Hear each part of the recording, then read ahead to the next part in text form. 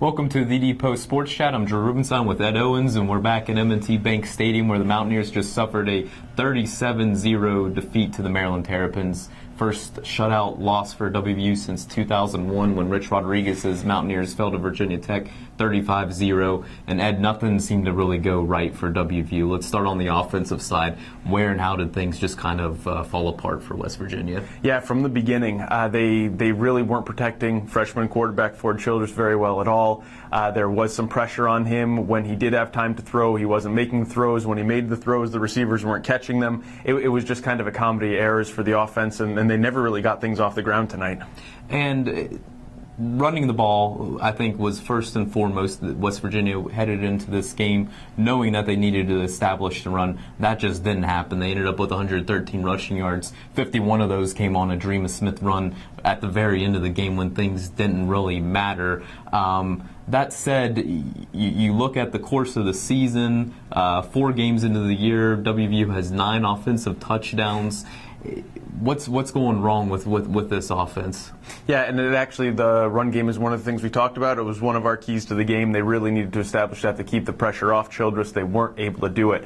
I think everyone is confused as to what is wrong with this offense. They aren't really doing anything well. They really struggled to run the ball tonight. They couldn't pass the ball tonight. Dana said it's the worst offensive line performance that they've ever had, I think he said, while he's been here. So it just sounds like they're frustrated. Shannon Dawson was talking about going back to the drawing board and stripping this thing down, starting from scratch. He actually said they have to figure out what their identity is. So if the coaches, especially the offensive coaches who the architects of this offense, don't really have a pulse on what's going on, it really looks like they're going to have to start back over and figure this thing out from square one. Dana Holgorsen also used the word inept to describe the offense, and it was a historically bad performance for West Virginia and for Holgorsen, so I would agree there. Going on the opposite side, defensively wise, how do these defenders come away feeling from this game? It felt like a lot like 2010 where Maryland did put up 37 points, but when you actually break down the drives and how Maryland scored, it wasn't necessarily always the defense's fault.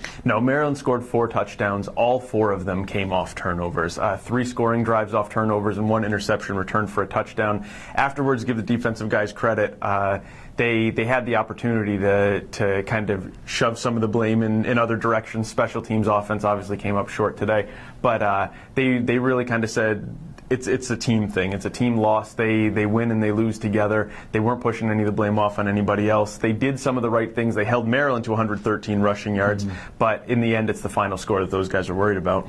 And moving forward for West Virginia, 2 more weeks before they have a bye, Oklahoma State and Baylor. Maybe 2 of the top teams in the Big 12, the way things have played out in the first course of the season. Are these quick fixes for West Virginia, or is this pretty worrisome getting into the meat of Big 12's play? I don't think there's any quick fixes for what we saw tonight, especially when they're talking about going back and starting from scratch. So I think it's going to take time. It's going to take some hard lessons and a lot of on-the-job learning for these guys. They've got a lot of inexperience in a lot of key places, and I think maybe WVU fans can brace themselves for a few more efforts like we saw tonight. All right, Ed, thanks a lot, and thank you for tuning in. That'll do it for us tonight.